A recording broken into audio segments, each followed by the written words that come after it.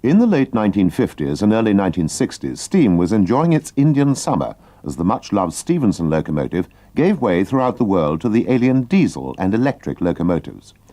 In Great Britain, interest in railways was on the increase, and the then novel BBC television was persuaded that there was an audience for pure railway films, and so Railway Roundabout was born. For 5 years, from 1958 to 1962, Patrick Whitehouse and John Adams filmed, edited and produced films about all aspects of railways, presenting 10 25-minute shows a year at 5:30 in the afternoon, ostensibly for children, but in time for many adults to tune in. The films themselves were carefully retained and are now part of our national heritage, being held in the care of the National Railway Museum at York. The programmes which form this series of 5 have been prepared from those original films, so we can all once again relive the great days of the Railway Roundabout. The first Railway Roundabout programme of all appeared on BBC television on the 20th of April 1958. It featured a film recording the closure of a railway, an event that was to become all too familiar in the years to come. The railway which closed at the beginning of 1958 was the former London and North Western Railway and later LMS and Western Region route which served the South Wales coalfields. This was known as the Heads of the Valleys line, as it ran along the north side of the range of mountains which contained the coal, on which the prosperity of the region had been built. It ran from Abergavenny, where we see the train being prepared. In Victorian days, the height of private enterprise and business competition, the North-Western had provided the competition to the various private South Wales railways and the Great Western, which dominated the coastal end of the valleys. This competition resulted in some valleys and coal mines being serviced by 3 or more different railway companies, and of course, competitive pricing at a time when coal was the principal fuel for British industry. Nationalisation of the railways in 1948 eliminated the competitive element, and the new organisation set about the nationalisation of its system, closing duplicate routes throughout the country. This went hand in hand with the scrapping of many historic locomotive types, and Pat Whitehouse and John Adams were only just in time to record many of these for posterity. The final train on the Heads of the Valleys line was hauled by the last remaining example of Francis Webb's London and North Western Railway coal tank class, and one of his Super D 080 heavy freight engines. The train had been organised by the Stephenson Locomotive Society's Midlands Area branch, which was very active in the 1950s and 60s, ensuring that many branch lines and cross-country lines, such as this, were visited by special trains. It was a time when railways were still the main form of transport for many, but also when enthusiasm for railways was growing, evidenced by the popularity of the Railway Roundabout programmes themselves. The train commemorated not only the closure of the main line, but a number of branches as well. The engines ran down the short branch to Ebbw Vale and returned by pushing the train back to the junction at Beaufort. The coal pits were to remain served by the Western region.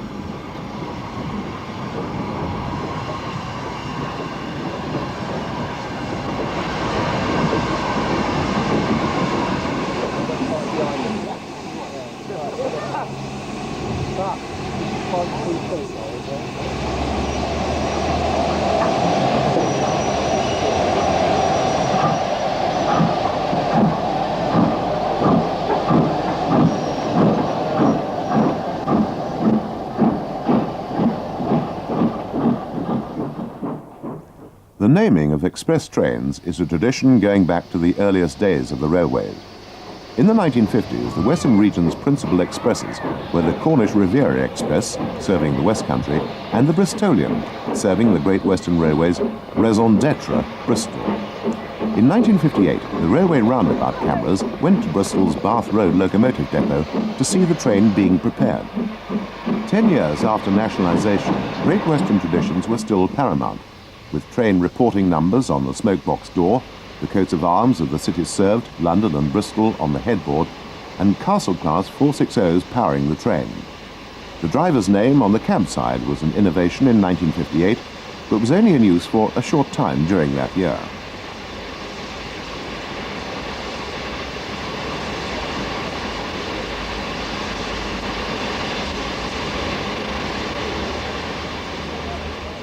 This film serves to show just how much preparation was needed for a top-link express locomotive in the days of steam. It was the driver's responsibility to ensure that oil reservoirs were filled, known as oiling round. This also involved going under the locomotive to deal with inside valve gear and cylinders.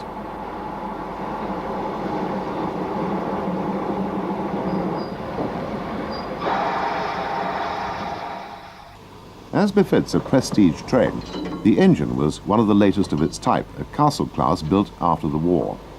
It sported a flat-sided tender of the Hawksworth pattern, which was filled with water before moving off to collect its train.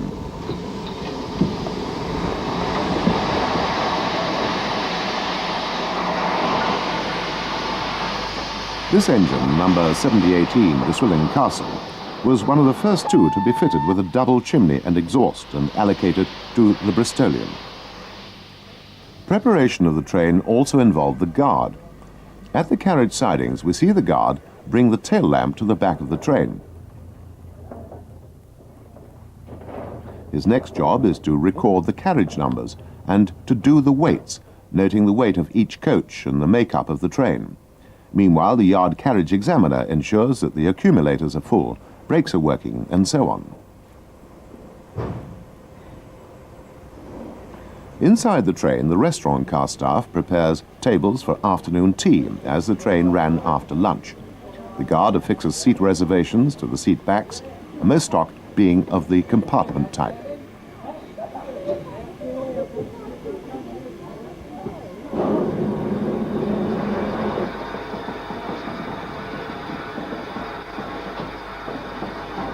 With the engine coupled on, the guard gives the driver the weights. For example, 10 for 350 means 10 coaches weighing 350 tons.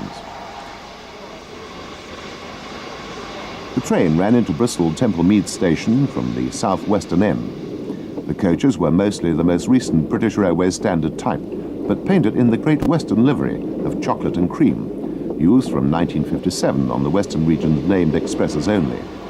Headlamps over each buffer indicate an express passenger train. An 82A on the small oval plate on the smoke box, a Bristol Bath Road locomotive. The fire is built up to the firebox door in true Great Western fashion, and the train is ready for a prompt departure.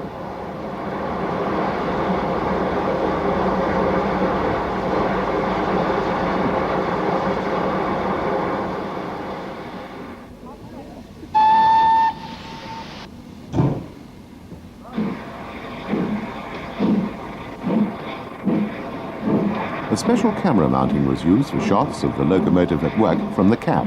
This was clamped to the cab side sheets.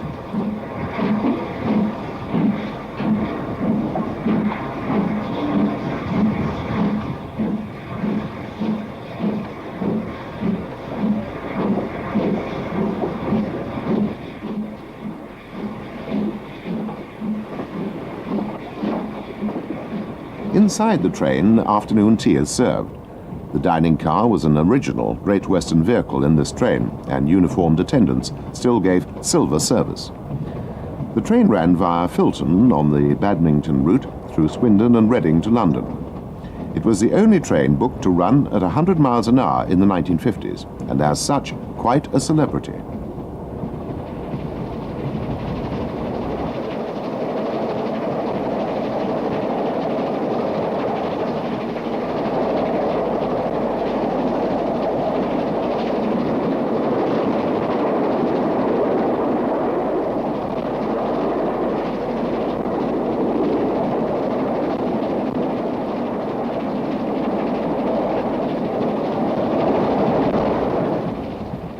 Inside the train, a first-class passenger could relax, whilst the guard, a man at the top of his profession and still sporting the full Great Western gold-braided uniform, checks tickets. In this instance, a young family with second-class tickets, third class was upgraded to second in the late 1950s, were found in a first-class compartment.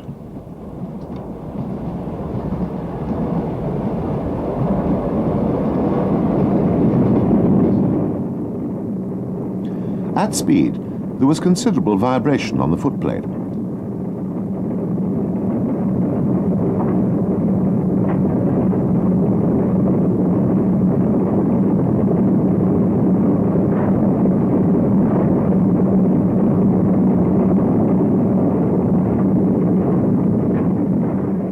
Filming for this feature took place over 5 days.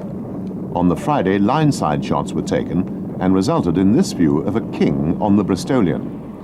The Great Western's heaviest express engines were used on Fridays when the train weight was increased for the weekend.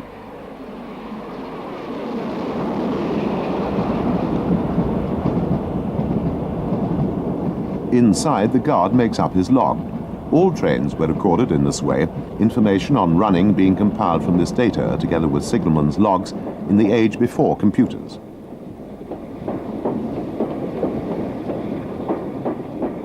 Finally, we run into Brunel's great masterpiece Paddington Station, passing pilot engines.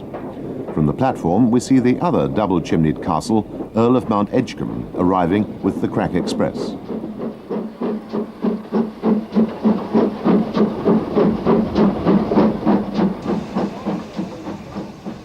A good job, well done.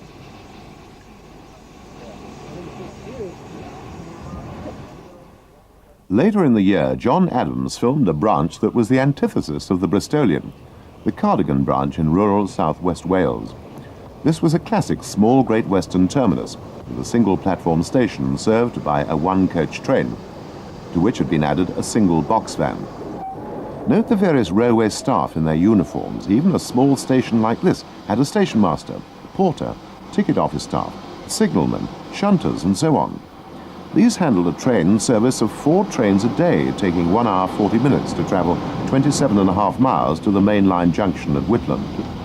On this occasion, this required the use of 2 of the Great Western's standard branch line locomotives, the Class 4500 small prairies. Number 4550 is to take the train back along the branch line, while 4558 moves over to the goods yard to take water and to prepare to take the branch freight train out. The driver is given the train's staff token to allow him access onto the single line. The Cardigan Branch still had 5 years to work when these films were taken, closing to passengers in September 1962. However, the original reason for many branch lines was freight traffic, the Cardigan Branch starting life as a mineral railway. As can be seen by the length of this pickup goods train, freight was quite substantial until the road lorry, with its inherent flexibility, made heavy inroads.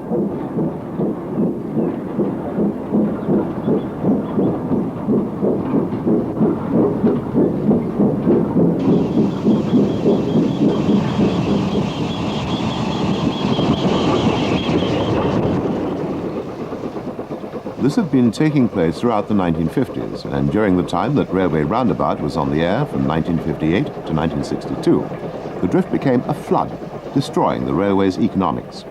Freight traffic survived a mere 8 months after the passenger traffic had gone.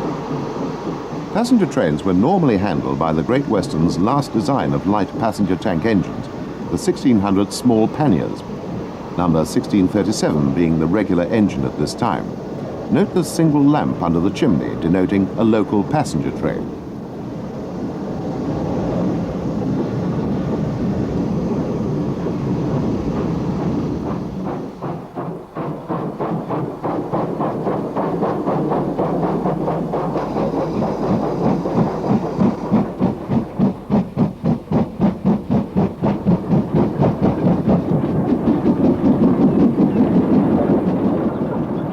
The last wagon on the goods train is the guard's van, this being the characteristic Great Western style of van with a single veranda.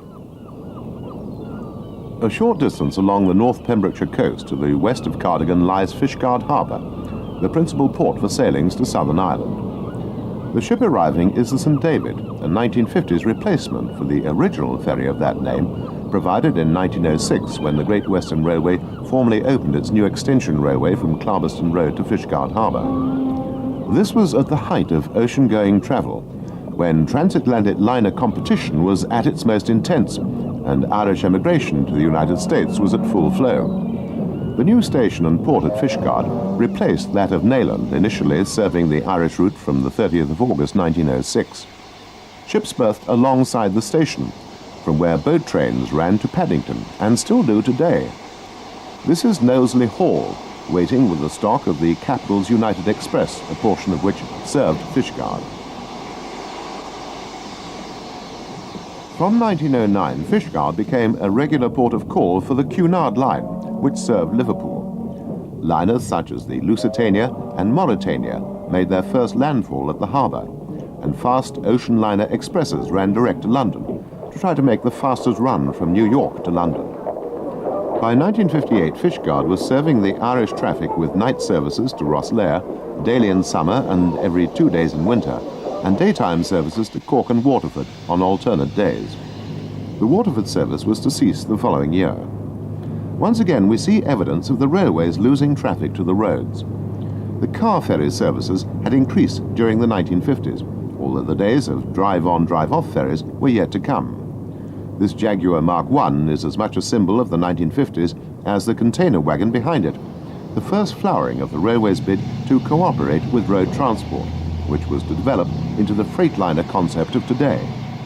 The railway was single-tracked for the first few miles from Fishguard and commenced with a stiff gradient, necessitating banking from the harbour station. It was then double-tracked throughout and maintained as a main line. Local traffic was not significant.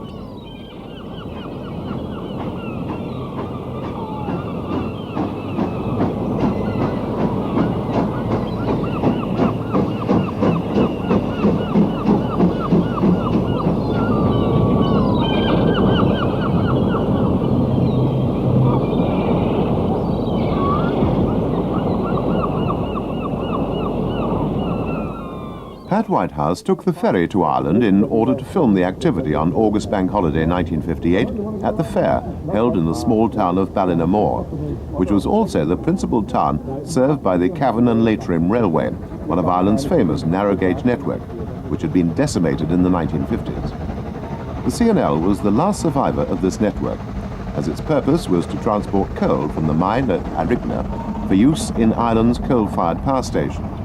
It was to survive another 2 years, closing in 1960. The mine at Arigna was at the end of the Drumshanbo branch, which left the main line at Ballinamore, where the railway's works were situated.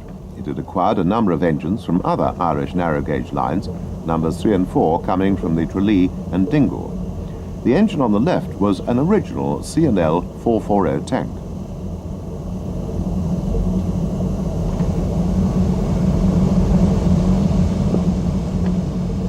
In the station, we see the Arigna branch train, a mixed, waiting for the coal train we saw earlier to arrive. This is headed by Tralee and Dingle number 6T, a Hunslet 260 tank. This would reverse here to go on the C&L main line. The Tralee and Dingle had survived until 1953, cattle trains being its last function. These cattle are being loaded into the typical Irish cattle wagons, which had no roofs. Agricultural traffic had already been mainly lost to road transport, but here in Northwest Ireland, the railway still hung on to some of the business.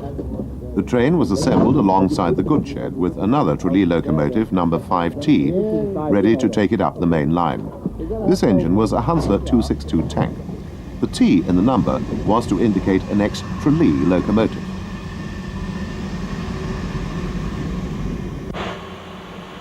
The branch train is held to await a mainline one from Dromod, behind a former Cork, Blackrock and Passage 242 tank. Dromod was on the Sligo to Dublin main line, and the C&L formed a link between that line and the Great Northerns line to Belfast. Once again, the train is a mixed passenger and freight train. Rural Irish communities in the 1950s were very poor and still relied on rail transport, but not for much longer. And then we turn around and put a bit of coal on it. Pat then went on to Stranraer, the headquarters of the County Donegal Railway. The railway had put on 2 bank holiday steam specials to Ballyshannon. Normally, passengers were carried in diesel rail cars. Here we see one of these being made up at Stranraer by one of the railway's 262 tanks.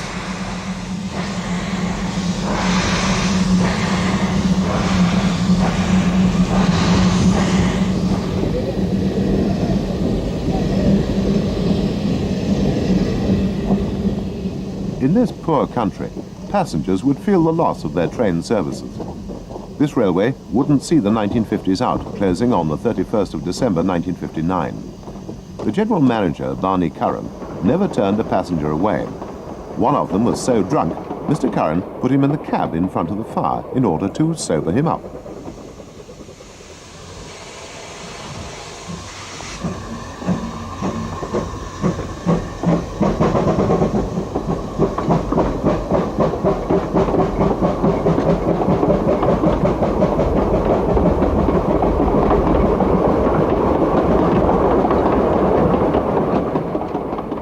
train is taking the left-hand route to Ballyshannon, straight ahead would take it to Glenties. The line ran over the mountains past Loch S to Donegal Town, passing the halt at Loch S.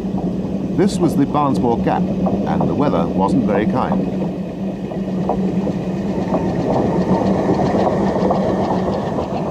At Donegal Town, the train had to reverse as the main line ran to Kilbegs, with the Ballyshannon line coming in from the east. The locomotive was serviced here before taking the train bunker first to its destination, where the passengers had a mile-long walk to the sea.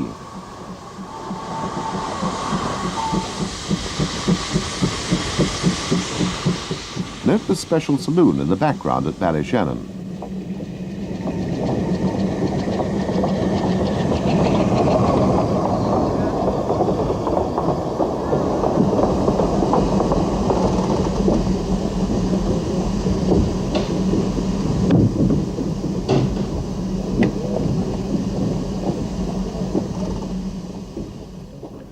Back at Donegal Town, we see a normal service train arriving, formed of 2 rail cars plus a steam coach. Normally 1 rail car would suffice, but this was a bank holiday. The rail cars had to be turned, complete with passengers, as they were single-ended vehicles. The driver's cab was a separate unit, mounted on the 4-coupled chassis, but articulated with the passenger cabin. 2 of these machines survive today, having travelled halfway across the Irish Sea to the Isle of Man, where the splendid Victorian Isle of Man steam railway continues to find a use for them. With both rail cars now turned, an additional coach is added to the train, which sets off over the mountains alongside Donegal Bay. These rail cars were used very much like road buses, with steps down to ground level allowing them to stop anywhere, not just at conventional stations. But even they failed to save the day for the charming Irish narrow gauge.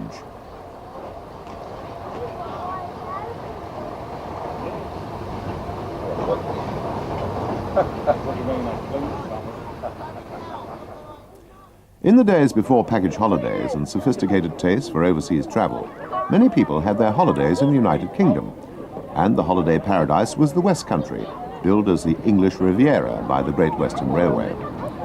To this end, the railway provided holiday accommodation of its own to supplement the hotels and boarding houses of Torbay, Newquay and St Ives. At a number of small wayside stations, redundant coaching stock was parked in sidings and connected up to local services, the resulting camping coaches providing very cheap holidays at a time when youth groups and schools were first arranging holiday programs. Many boys were loco spotters and, of course, were the target audience of the Railway Roundabout programs. A holiday in a railway carriage was thus something very special, complete with loco spotting.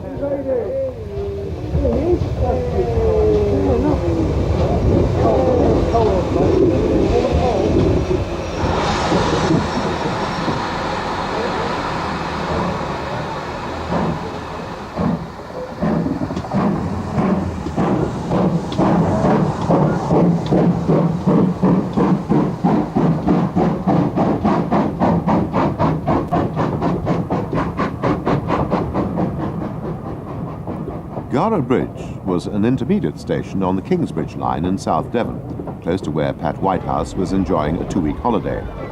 He went to the little station on the Saturday to record these scenes of a time and innocence now gone forever. Although the delights of Paynton or Plymouth were easily reached by train, the revellers appear quite happy to besport themselves in the river or the fields beside the station. The coaches themselves were former mainline corridor stock, which were brought to the line at the beginning of each season and returned to Swindon at the end of it for winter maintenance and overhaul. The signal on the right gave access to the camping coach siding.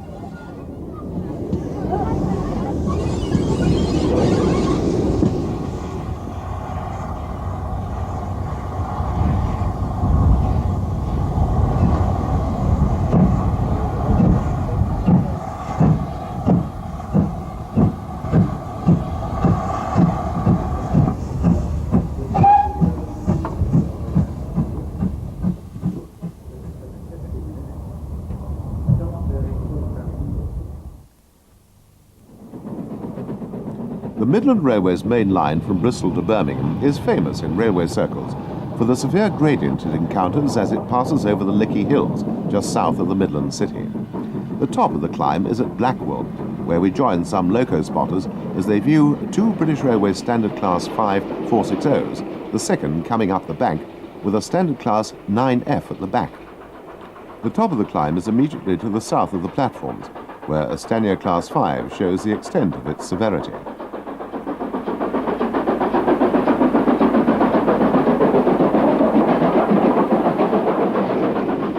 On the back of this train is a Western Region Class 4200-280 tank, number 5226, which dates these sequences after May 1958. The Midland Main Line had been placed in the Western Region after nationalisation in 1948.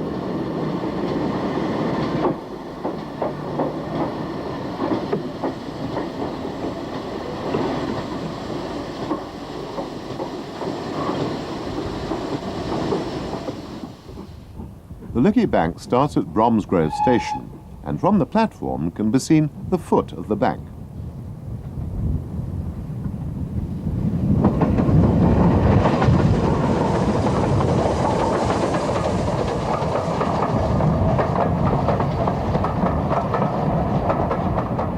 Banking engines would come down the bank light engine, frequently in convoy, especially when the line was busy. They were stabled in sidings to the west of the line.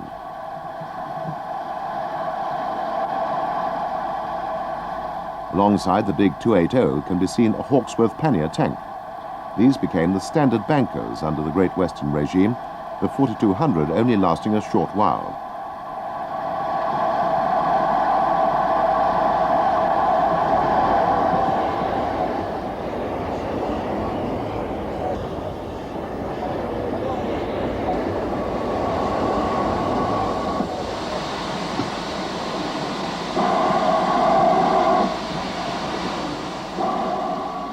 Banking engines were classified on a special system, based on the power of an LMS Ginty tank, the forebears to the panniers.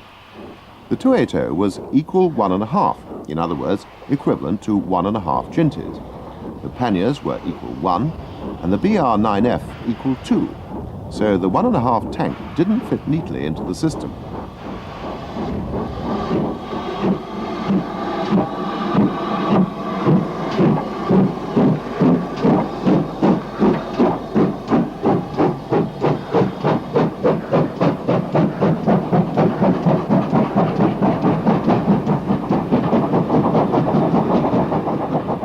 The most famous Lickey banker was Big Bertha, a unique Midland Railway 010O, which had been scrapped and replaced in 1956 by a BR Standard Class 9F 210O. This engine inherited Big Bertha's powerful headlamp for buffering up at night.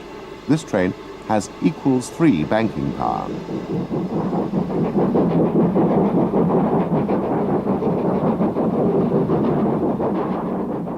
The old order is seen here as two of the Gintys are passed by an LMS Class 2P 440 on one of the infrequent local passenger trains calling at Bromsgrove. These varied the pattern by having the bankers buffering up in the platform, as all other trains stopped outside the station. Even a 4-coach train needed a banker, as the gradient was 1 in 37.7 for a distance of 2 miles.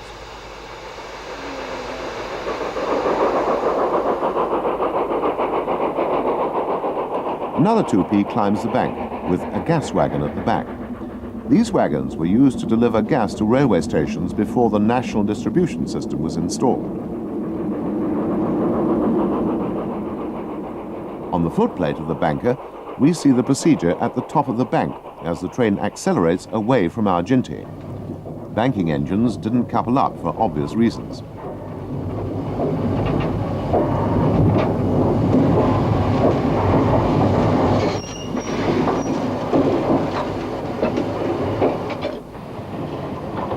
The signal box gave a panoramic view of trains coming over the summit, and Pat Whitehouse's family enjoyed the sights here, at a station only a few miles from their home in Birmingham. All the Railway Roundabout programmes were produced at the BBC's Gloucester Green studio in Birmingham, after editing by Pat and John Adams. Both lived nearby, and still do, so they were able to go into the studio to provide the commentary, which was given live after one rehearsal. Any fluffs had to be covered up at the time.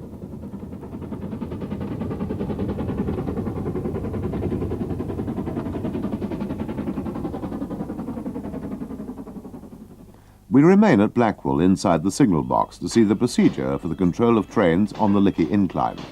The up line from Bromsgrove was provided with an intermediate block signal to allow two trains to climb the bank at the same time. After Blackwall had accepted an up train from Bromsgrove, the train left under the gantry at the south end of the platform and was then under the control of the Blackwall signalman.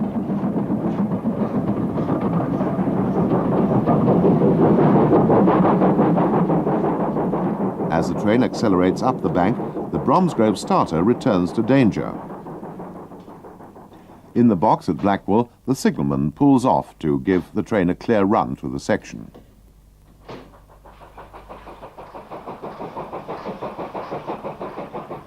The train is first shown as following train in section as it proceeds up the bank towards the intermediate block signal.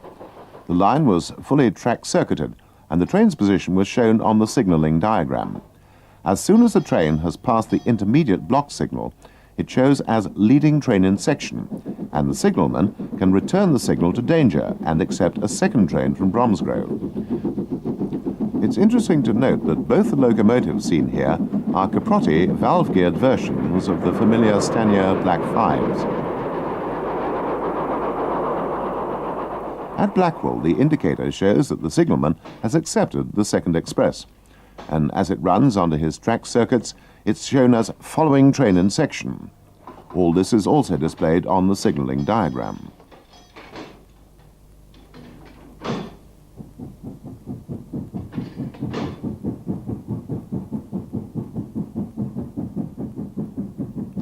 The leading train comes past the box as the signalman looks out to ensure that the complete train with its bankers passes his box.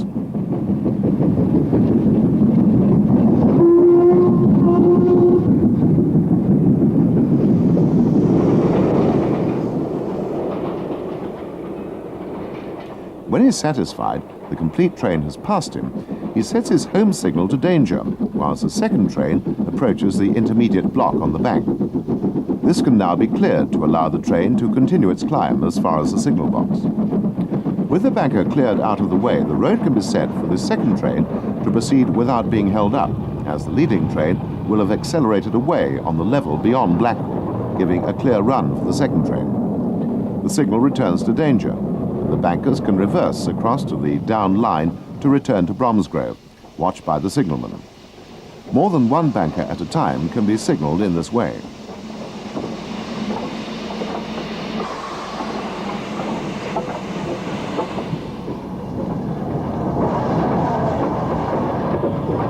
The treatment of freight trains on the Lickey also merited special attention.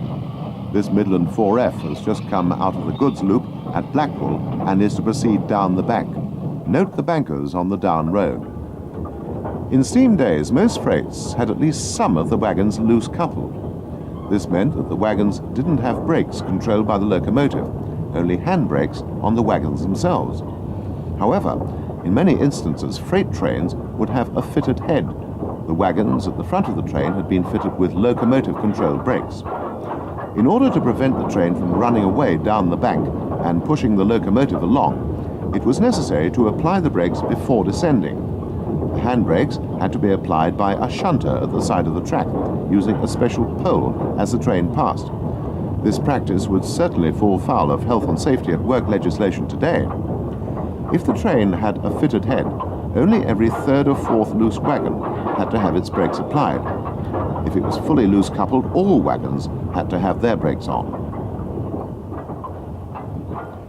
The signal goes off again to allow the passage of an up freight. These would usually take their bankers on in the reception sidings on the upside at Bromsgrove.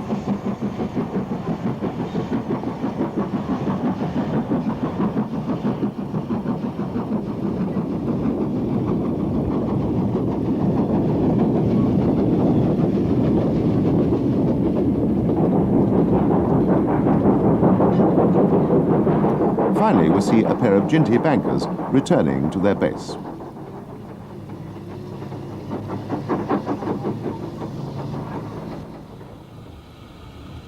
The family resemblance between the Gintys and the Midland Railway Class 2F 060 freight engines shows the direct lineage that ran through Midland and early LMS design. One of these is seen at Halesowen, a joint station where a branch from the Midland Main Line 4 miles to the north of Blackwall ran to Halesowen to an end-on junction with the Great Western from Old Hill on the Stourbridge to Smethwick line. The locomotives were shedded at the Midland's Bourneville shed, and only these 2Fs and smaller 1Fs were allowed to work on the line due to weight restrictions imposed by the spindly Dowry Dell viaduct.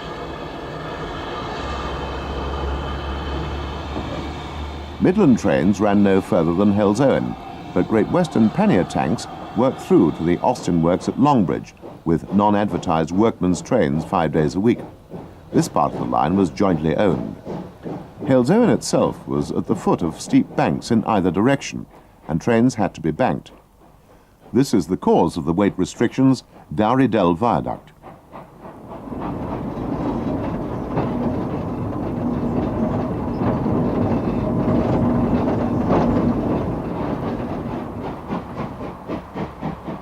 The line closed from Halesowen to the Austin Works at Longbridge as late as 1969, although the workman's train ceased in 1958.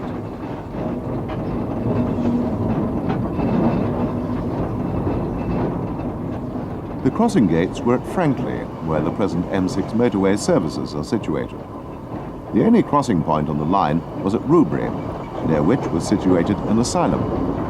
The joint section of the line was worked by electric train staff, while the Great Western part was operated by electric train token. 3 branch lines were featured in 1958, the second being the Southall branch in rural Nottinghamshire. This ran from Rolleston Junction on the Nottingham to Lincoln line. The branch was well known in the late 1950s, as it was the last haunt of the classic Midland Railway Johnson 044 tanks, which worked the branch on the push-pull principle. The line had once been part of a through route via Mansfield to Sutton in Ashfield, but the section to the north of Southall had closed as long ago as 1929, although freight continued to run as far as Blidworth via Southall. Southall Station was the first on the line, and there were therefore no intermediate stations on the run from Rolleston. It was an ornate through station in Midland style, although only one platform was needed.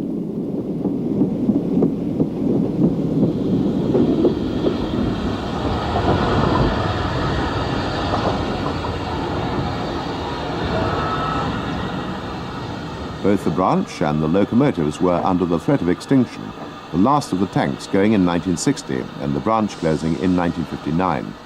So the Railway Roundabout team was just in time to show another fast-disappearing facet of railway operation. An additional signal on the down platform allowed the train to depart from the arrival platform without crossing over.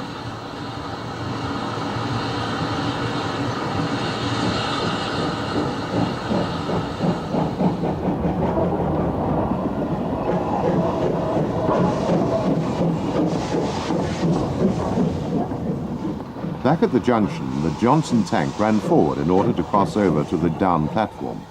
Note the Midland Railway signal to the left and the standard wooden-clad signal box in the background.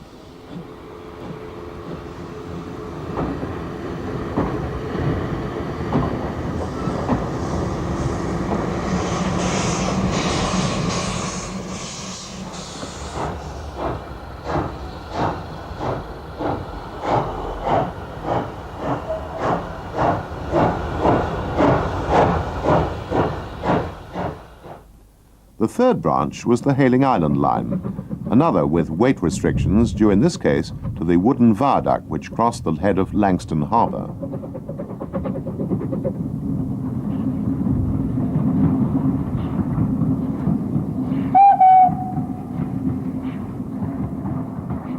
This little branch was well known in the 1950s as it was dominated by the famous London, Brighton and South Coast Railway Class A1X Terrier tanks, built to the designs of William Stroudley from 1872 to 1880. They provided power for both passenger and freight trains on the branch, although this was one of the few lines in the 1950s where mixed trains with both passenger and freight vehicles in the same train were still permitted.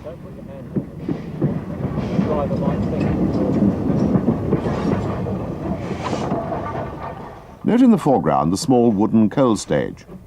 The engines were stabled here during the week and worked the 4.5 miles run to Havant, the station on the Portsmouth to Guildford and Brighton routes.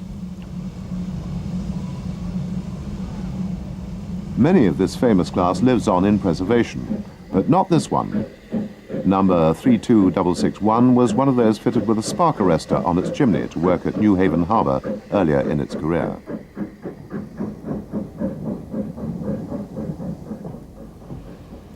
Rolling stock included both pre-grouping and British Railways coaches. These dwarfed the little engines, which were surprisingly powerful for all their diminutive size. In the summer, the line boasted a 15-minute frequency, but it was closed in 1963.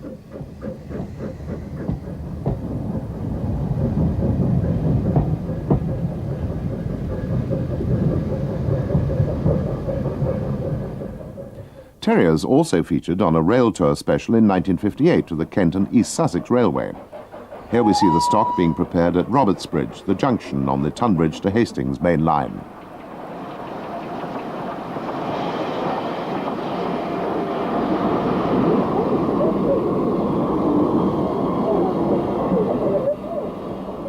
The leading engine is one of the class to survive today, as it remained in British Railways service until 1963, and is preserved here on the Kent and East Sussex Railway. It was built in 1880 as number 78 Knoll, and had spent a part of its life on the Isle of Wight as number W4 Bembridge.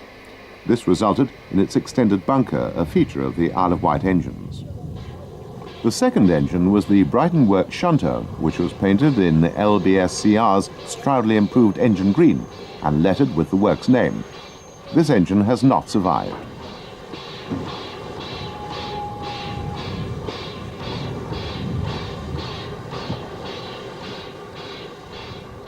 The train was organised by the Locomotive Club of Great Britain London branch and came down to Robertsbridge behind one of the morsel rebuilds of Wainwright's class E440s of 1905, number 31019. For certain events, both Pat and John filmed, giving two views of the train arriving. Passengers then transferred to the branch train in time-honoured fashion.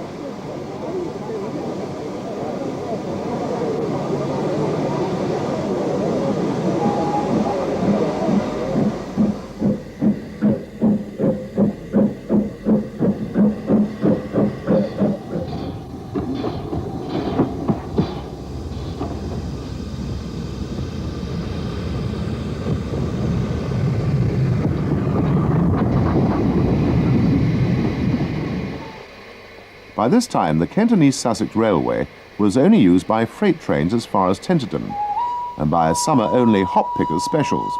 It was, of course, destined to be preserved, the railway of today recreating the appearance of the rural branch line. The train is seen here at Northiam, the westernmost point of the preserved railway in the early 1990s. Again, two cameras recorded the departure.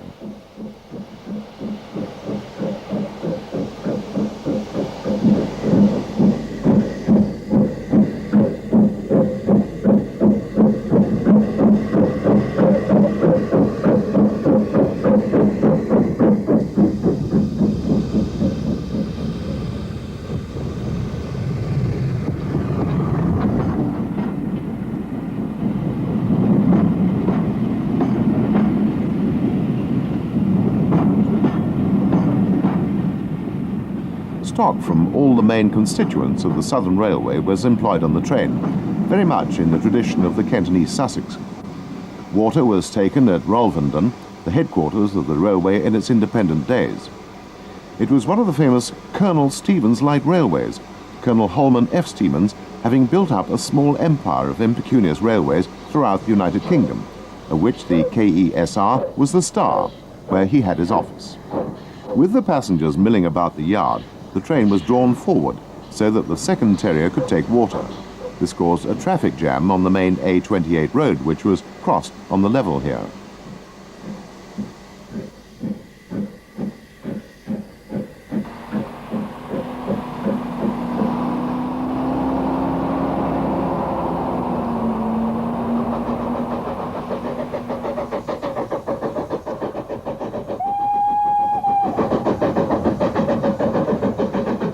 The train then climbed Tenterden Bank to the terminus of the line at Tenterden. The railway had previously run beyond here to the main Tonbridge to Ashford line at Headcombe.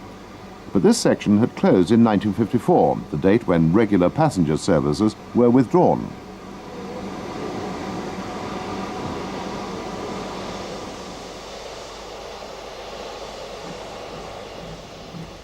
Back at Robertsbridge, the main train was drawn back into the station by the E1.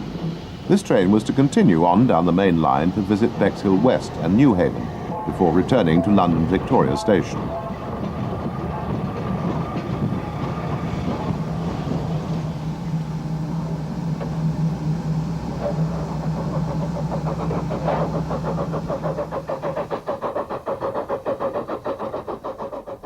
Top and tail working with terriers was common practice on special trains on the Kent and East Sussex, the hop pickers trains also employing this arrangement.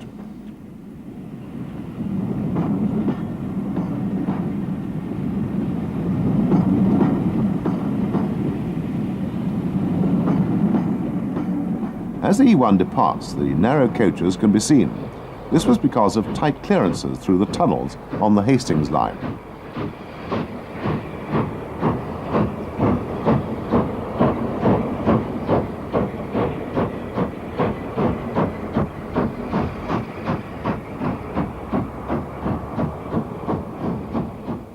Our final feature in 1958 takes us to the docks again.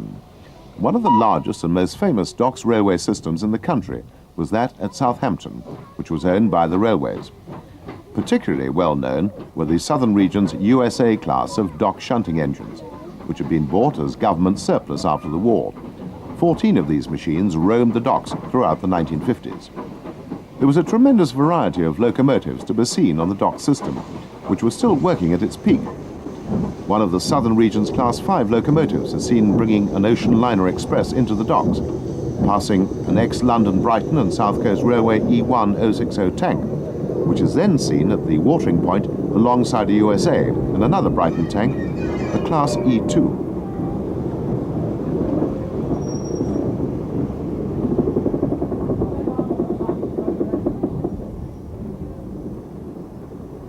Mainline engines were serviced at Eastleigh Depot, but the shunters had their own depot within the docks complex. Each locomotive's duties were denoted by a disc with a number on it fitted to the lampirons.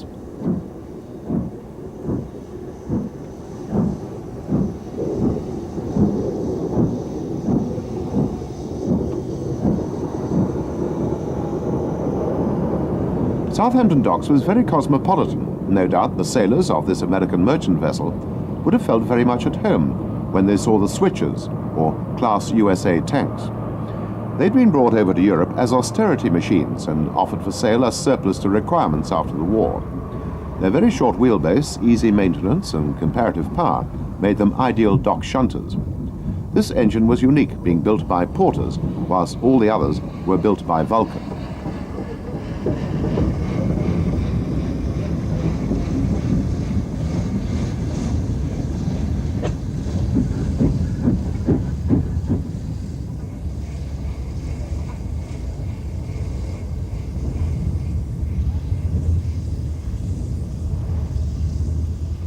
The USAs were supplemented by 4 of the Brighton-class E2 tanks, which had a much longer wheelbase at 16 feet than the Americans at 10 feet. 32109 had arrived in November 1956.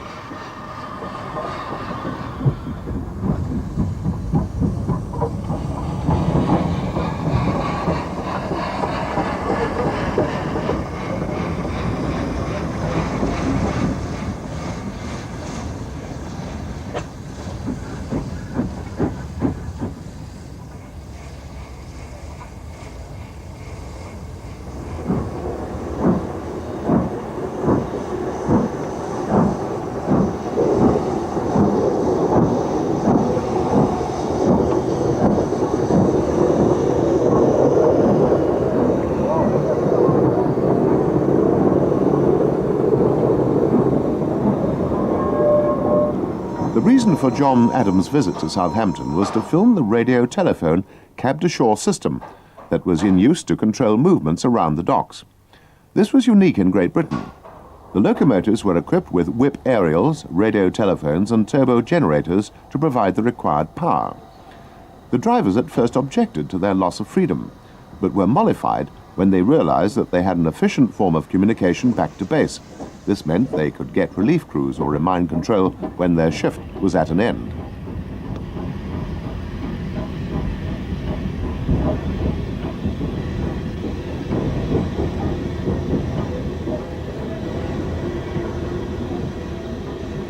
In addition to the transatlantic trade, the Port of Southampton catered for much closer traffic. Channel Islands boats were met by Channel Islands boat trains, which were frequently headed by bullied light Pacifics. And it's number 34063 of the Battle of Britain class that we see partly in warehouse number 9. This engine bore the name 229 Squadron to commemorate the Battle of Britain heroes of the Second World War.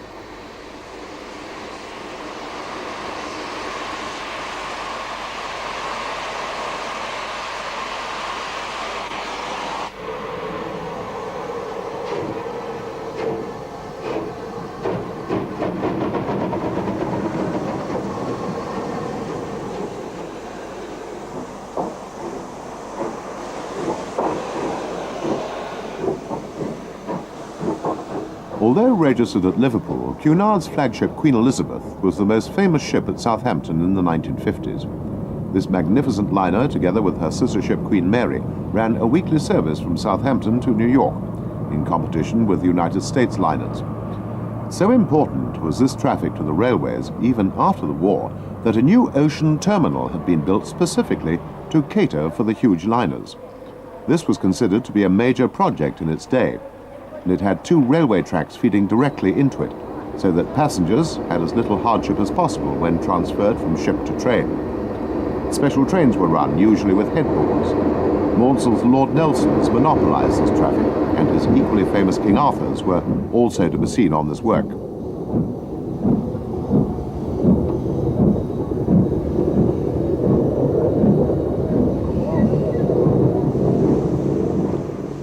The Lord Nelsons were allocated to Eastleigh Depot principally for the boat train work, the named expresses being made up of Pullman stock in the case of the Cunarder and United States Lines trains. Also to be seen were trains for Union Castle and many other shipping lines, after which Bulleid's Merchant Navy class locomotives were named.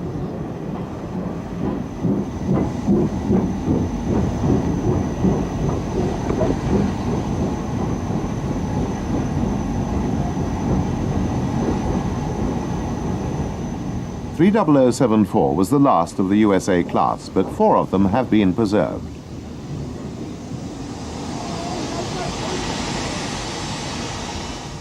Not so lucky, though, was the docks complex. Today, this area has been turned over to a multi-screen cinema and housing. However, that was in the long-distant future. 1959 was just around the corner.